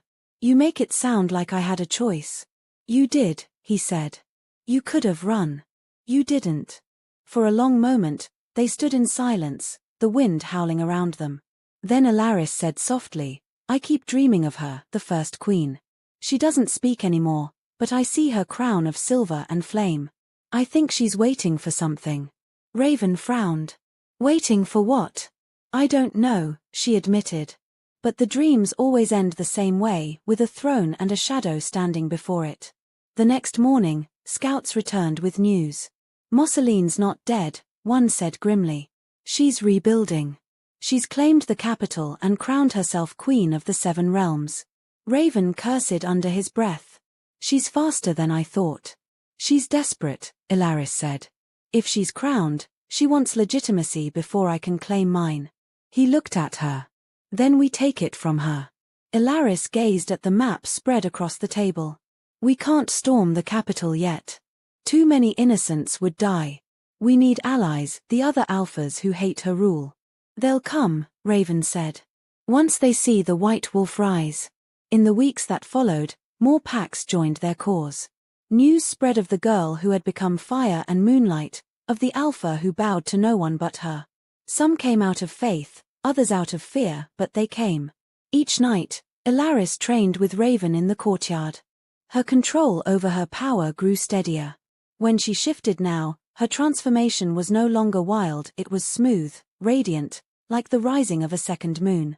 One night, after sparring until their blades clashed sparks, Raven stepped back, panting. You're faster. I'm not the same girl you met in that hall, she said. I know, he replied, eyes warm. That's what scares me. She smiled. You're afraid of me? Of losing you, he said simply. For once, she didn't look away. You won't. Their hands brushed, lingering a heartbeat longer than necessary. Then a shout broke the moment, a scout running from the woods. My queen, a messenger from the capital. They rushed to the campfire where a blooded young wolf knelt, gasping. "She's preparing a coronation," he choked. "Mosseline's gathering all 7 alphas to swear loyalty. She'll crown herself the eternal queen by moonrise." Ilaris's expression hardened. "Then by moonrise, we end this." That night, the valley blazed with light as every campfire burned high. The wolves howled together, their voices echoing across the hills. Raven stood beside her, his black armor gleaming, his hand resting on the hilt of his blade. "This is it," he said. Ilaris looked over the army below, thousands of wolves, all waiting for her word. "We march at dawn. Do you feel ready?" Raven asked. She looked up at the sky, at the moon that seemed to burn brighter than ever. "I don't feel ready," she said softly. "But I feel right." He smiled faintly. "That's all the goddess ever asks." The horns sounded, long and low, vibrating through the earth. Ilaris lifted her hand, and the army roared. The sound rolled like thunder, shaking the mountains. As dawn began to rise, Ilaris turned to Raven. "Tomorrow, either the world kneels or burns." He met her gaze, his eyes fierce. "Then let's make it kneel." They rode together into the mist, an army of wolves behind them, the moonlight fading into gold. The queen in exile was no longer running. She was coming home. Moonreach Castle had never looked so bright, or so hollow. The entire kingdom gathered under banners of crimson and gold, every noble and alpha summoned to witness the crowning of Queen Mosseline Draven. The grand courtyard shimmered with torches, each one reflected in the polished marble like liquid fire. But beneath the beauty was fear. Servants whispered prayers as they decorated the balcony with silver roses, the same flowers once used to mourn the Moonfire line. Inside her private chamber, Mosseline stood before a mirror, dressed in a gown of black silk laced with rubies. The crown on the table beside her gleamed, forged from stolen silver and moonstone, the true queen's metal. Kale stood behind her, his jaw tight. "You don't have to do this," he said quietly. "I've waited 20 years for this," she replied, fastening her earrings with steady hands. "Don't lecture me now." "She'll come," Kale warned. "You know she will." Mosseline's reflection smiled coldly. "Then I'll make her kneel before the world." Outside, drums thundered through the courtyard. The ceremony had begun. The throne room was a cathedral of light and sound. Hundreds of nobles filled the seats, every eye fixed on the raised dais where the crown waited. At the center stood Mosseline, radiant and commanding. "By the will of the goddess," she declared, "I, Lady Mosseline Draven, ascend to the throne of the 7 realms." The crowd cheered, though many voices trembled with uncertainty. Kale watched from the side, his stomach twisting. He couldn't forget Ilaris's eyes in the temple, the warmth of her forgiveness. She was never the curse, he thought. Mother was. Mosseline raised the crown high. "Let all who defy me be cast into shadow." A wind tore through the hall.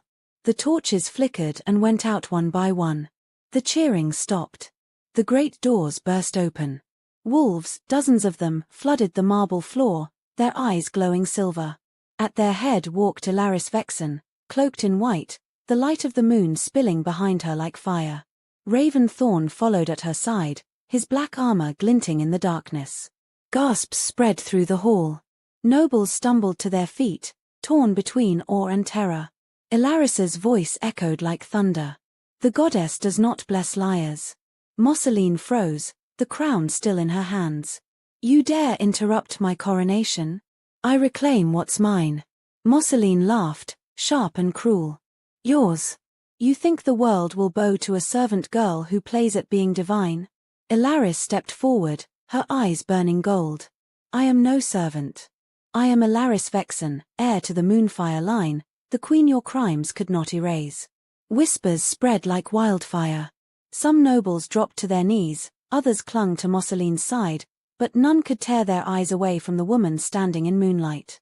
Mosseline lifted her hands, red light flickering at her fingertips. "Then kneel, false queen, and I'll make your death quick." Raven drew his sword. "I'd love to see you try." The guards charged, steel clashing against steel. Raven met them first, his movements precise and lethal. The wolves leapt into battle beside him, their growls filling the chamber. Ilaris stood calm in the storm, her hair whipping around her as energy built in the air. Mosseline's magic struck first bolts of crimson fire exploding against invisible shields of light. Each hit sent shockwaves through the floor. Still hiding behind destiny? Mosseline taunted, her voice echoing. You're nothing but a scared child playing goddess. Ilaris lifted her chin. And you're a coward pretending to be queen. With a roar, Mosseline hurled a final blast of magic. Ilaris caught it midair, the energy spiraling around her arm before bursting into 1,000 shards of silver flame. The explosion shattered the throne's columns and tore the crown from Mosseline's hands. The nobles screamed, scattering for safety. Kale stood frozen, caught between the woman who had raised him and the queen who had spared him. Mosseline fell to one knee, gasping. You can't kill me, she hissed. You're too pure for that. Ilaris's power dimmed. She looked at the woman before her, once beautiful, now cracked by greed. You're right, she said softly. I won't kill you. Mosseline sneered. Then you'll die for your mercy. But before she could strike again, Kale stepped forward, sword drawn. Mother, he said, voice breaking, enough. Her eyes widened. You would betray me? He swallowed hard. You betrayed us first. Mosseline screamed, her power lashing out, but Kale's blade struck faster. A flash of light, a gasp, and the red glow in her eyes vanished. She fell to the ground, lifeless. The hall went silent. Kale dropped his sword, shaking. It's over. Ilaris knelt beside him, placing a hand on his shoulder. No, she said quietly. It's beginning. Outside, the clouds broke, and moonlight flooded the castle. The wolves howled as one, their voices rising toward the heavens.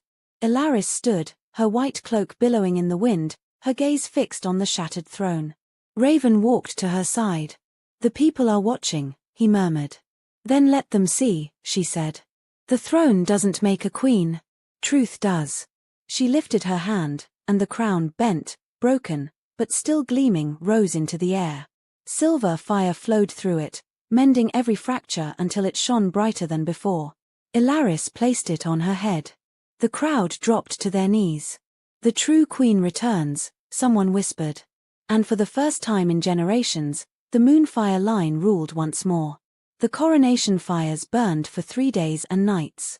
Every pack sent messengers to pledge loyalty to the reborn queen. The banners of the 7 realms fluttered from the castle towers, their symbols glowing faintly under the moon's light. But peace, Ilaris knew, was fragile. The battle had ended, but the wounds would take time to heal. She stood on the balcony overlooking the courtyard. The wind carried the scent of rain and pine. Below, the wolves trained in formation, no longer divided by rank or blood. For the first time, they stood as one pack. Raven joined her, his black cloak sweeping behind him. They're restless, he said. Too long they've known only war. Then we'll teach them unity, she said. Not through fear, but through choice. He studied her face, the faint lines of exhaustion beneath her eyes. You haven't slept in days. I can't, she admitted. Every time I close my eyes, I hear her voice. The first queen. She whispers of something unfinished. Maybe she's warning you, Raven said. Or guiding me, Ilaris murmured. He turned to her fully. You did what no one thought possible. You defeated Mosseline, united the packs, reclaimed the throne. You've done enough. She smiled faintly. Queens don't rest when kingdoms still bleed. He reached out, brushing his thumb along her jaw. Then let me stand beside you until it's healed. Her eyes softened. You already are. They stood there for a long time, the moon bathing them in silver light. For a moment, the world felt still. Then a horn sounded in the distance, 3 short blasts. A scout ran into the courtyard, breathless. My queen, he shouted. A shadow rises in the west. Someone rallies the remnants of Mosseline's loyalist. Raven's hand went to his sword. We'll crush them before they grow bold. Ilaris shook her head. No. Not with blood. We'll end it differently. He frowned. How? She gazed toward the horizon where clouds gathered like bruises. By reminding them what they fear most, the white wolf. That night, She stood before her army in the open field beyond the castle walls. The moon hung full above, casting the world in a cold silver glow. Once, she said, her voice carrying through the night, wolves bowed to false crowns. They fought for greed and died for lies. No more. Her power pulsed through the ground, rippling outward.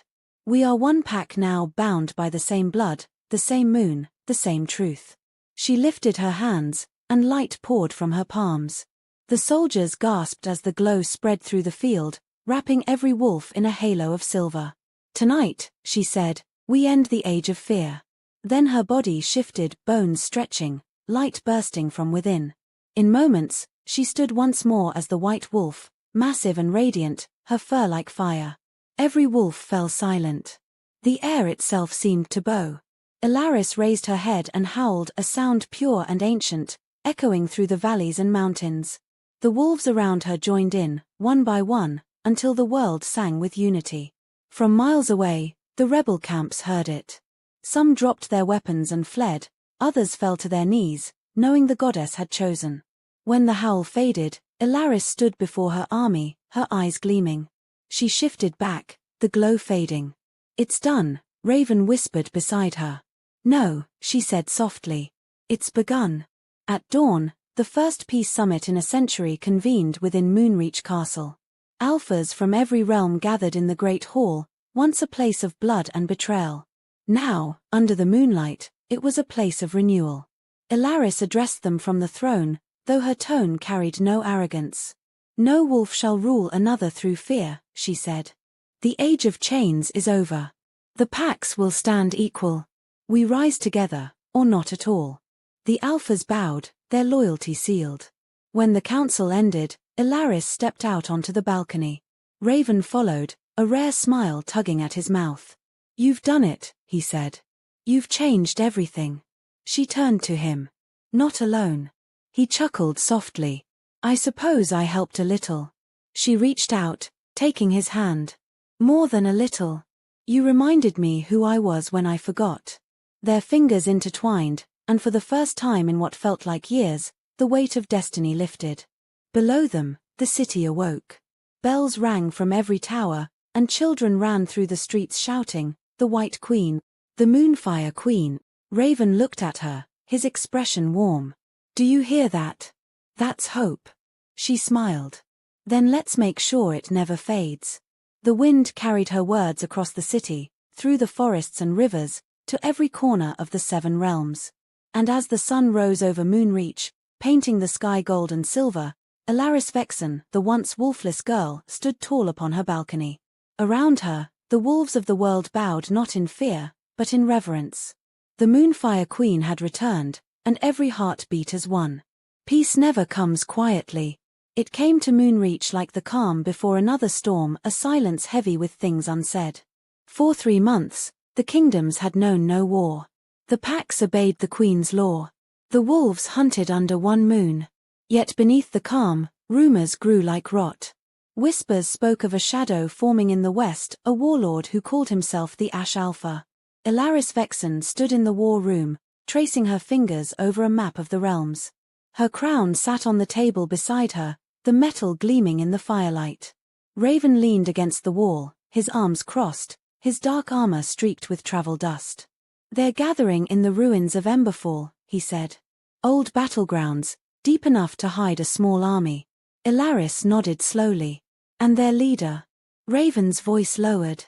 Some say his, something else. Not born of wolf or man. She raised an eyebrow. You sound almost superstitious. I've fought wars, he said. But I've never seen soldiers who march without fear, who don't eat, don't rest, and wear the mark of fire burned into their chests. Ilaris stared at the map, her expression unreadable. The Ash Alpha, the name itself feels wrong. Who would dare use that title? Raven hesitated. You should hear the rest before you decide. Tell me. He met her gaze. They say he bears the mark of the Moonfire too, twisted, corrupted. Ilaris's blood ran cold. Impossible. The bloodline died with Mosseline. Unless she left something behind. Ilaris turned sharply away, her voice quiet but trembling with anger. She destroyed my family. I will not let her stain my legacy too. Raven stepped closer. Then we find him before his army spreads. Ilaris looked out the window at the mist-covered horizon. No, she said softly. We end him before nightfall. By the time the moon rose, Ilaris and Raven rode at the head of a small company, wolves loyal to the Queen's personal guard. The road west wound through endless pine forests, the air sharp with the scent of smoke. As they neared Emberfall, the trees thinned, revealing blackened ruins stretching as far as the eye could see. The ground was scorched, the soil dead. This was once the heart of the old kingdom, Raven murmured. Before the fire wars. Ilaris dismounted, her boots crunching over ash. Now it's a graveyard. They moved in silence until they reached what remained of an ancient temple, its walls half collapsed, its symbols charred beyond recognition. At its center burned a single crimson fire. Ilaris approached, her pendant pulsing faintly against her chest. The air smelled of burnt iron and something older, something alive. Then she saw him. A tall figure stepped out from behind the flame, his armor blackened, his hair silver as moonlight, his eyes glowing red. Across his chest, burned into the flesh, was the mark of the moonfire sigil, warped and broken. So, he said, his voice deep and strangely familiar. The White Queen finally graces us. Raven drew his sword instantly. Show respect when you speak to her. The stranger's gaze flicked to him, then back to Ilaris. Respect? She's no goddess. She's a thief wearing a crown made of my blood. Ilaris frowned. Who are you? He smiled faintly. You don't recognize me? I'm not surprised. You were too young when your mother left me behind. Ilaris's breath caught. That's not possible. He stepped closer, his eyes burning brighter. My name is Eric Vexen. Your brother. Silence stretched. The soldiers exchanged uneasy looks. Raven froze, watching every flicker of Ilaris's face, disbelief, pain, hope. My brother died before I was born, she said. Eric tilted his head.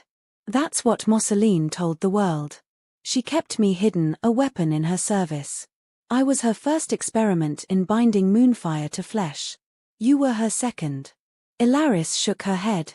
No. Yes, he said softly. You inherited the light. I inherited the shadow. Together, we were supposed to rule. But you were too pure, too dangerous. So she took you away, erased you, and kept me chained. Ilaris's throat tightened. She lied to both of us. He smiled bitterly. Lies made me. Now they'll burn for it. Raven stepped forward. If what you say is true, then end this war. Stand with her. Eric's laugh was cold and hollow. You think I want her throne? I want her crown and her death. Ilaris's eyes filled with tears she refused to shed. You don't have to do this. We're family. He raised his hand, and the crimson flame behind him roared higher. Family, he said. Family abandoned me to rot in darkness. Now I'll return the favor. He vanished in a burst of red fire. The temple shook violently, the ground splitting open. Raven grabbed Ilaris, pulling her back as the ruins collapsed. Go, he shouted. They ran, the world crumbling around them. When they finally emerged into the open air, the entire valley was burning. Ilaris turned, her face streaked with ash. He's not lying, she whispered. I felt it. His blood, it's the same as mine. Raven touched her arm gently. Then we end this before it destroys you both. Back in Moonreach, the council was in chaos. Alphas shouted over one another, demanding answers, frightened by the news of a new moonfire heir. Ilaris stood before them, her voice calm but firm. He is not my enemy by birth, but by choice. If he wants war, he'll find me ready. One of the older alphas slammed his fist on the table. He has already taken 3 western provinces. His soldiers cannot die, my queen. How do we fight that? We fight with what he cannot steal, she said simply. Light. She looked to Raven. Summon the packs. We ride at dawn.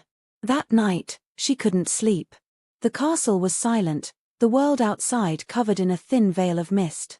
She stood in the moonlight filtering through her window, staring at her reflection. The same silver eyes. The same blood. For the first time since the temple, she felt afraid. Not for herself, but for what she might have to do. Raven entered quietly, his armor removed, his expression soft. "You should rest."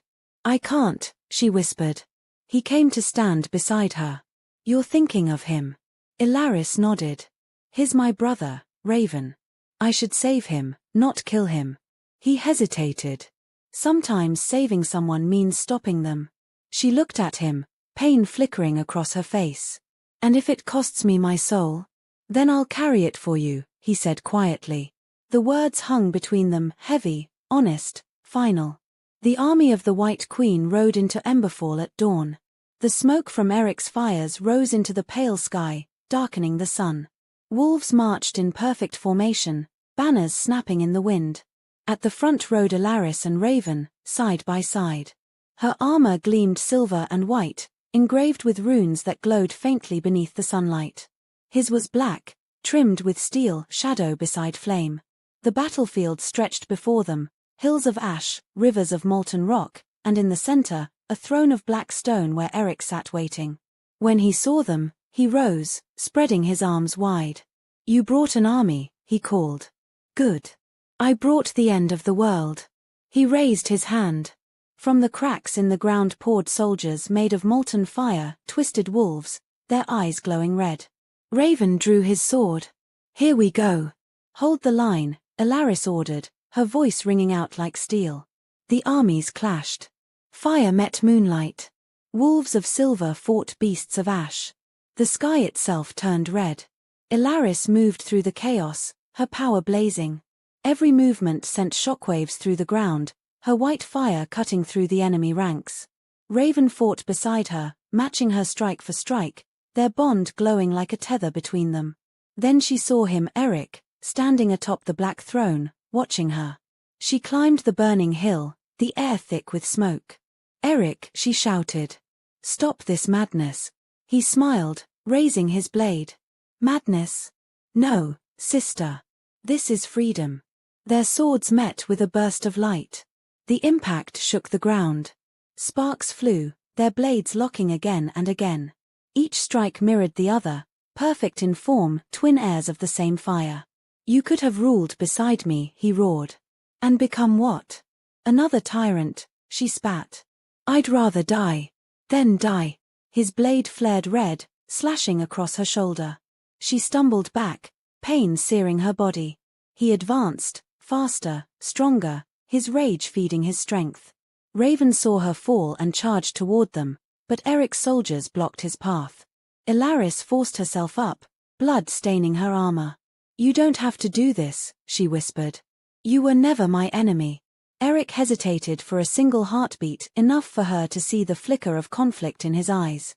But then the fire inside him surged again, drowning it. "Mosseline made us both monsters," he said. "But I learned to love the fire." Ilaris's pendant glowed brighter, pulsing with her heartbeat. "Then I'll remind you what it was meant for." She raised her hands, summoning every drop of moonfire in her veins. The sky turned white. Her hair lifted, her body surrounded by light so pure it burned through the smoke. Eric screamed as the light struck him, his armor cracking, the red fire fading from his eyes. He fell to his knees. Ilaris approached slowly, her hand trembling. "Brother, please." He looked up at her, his voice weak. "You should have let me win." "I couldn't." He smiled faintly, something like peace crossing his face. "Then make it worth something." The last of his fire dimmed, and he was still. Ilaris stood in silence as the wind carried away the ashes. Raven reached her side, his voice soft. "It's over." She shook her head. "No. It never truly ends. But maybe now, it can begin again." She turned to the soldiers below. The fire beasts had vanished, their bodies turning to dust. The field was silent except for the wind and the sound of the wolves kneeling. Raven placed a hand on her shoulder. "He died free." Ilaris's voice trembled. "So did I." At sunset, the White Queen stood before her people on the same hill where her brother had fallen. The sky was painted in gold and scarlet, the air still warm from battle. She lifted her hands, her voice carrying across the valley. "The war ends here. The fire is gone, but its lesson remains. No crown, no bloodline, no magic is worth more than peace. Her eyes shone with light. We are not born to burn. We are born to rise. The wolves howled, a single sound echoing into eternity. And as the first stars appeared above the battlefield, Ilaris Vexen, the last of the Moonfire line, closed her eyes, letting the night embrace her. She had lost her brother, her innocence, her past. But she had gained a world reborn. Raven stood beside her, silent but steadfast, watching the light fade from the horizon. At last, Ilaris whispered, "It's done." Raven nodded. Until the next dawn. The white wolf may have found her peace, but destiny never sleeps. If you want to walk beside her when the next moon rises, hit that subscribe button, ring the bell, and join our pack before the next chapter awakens.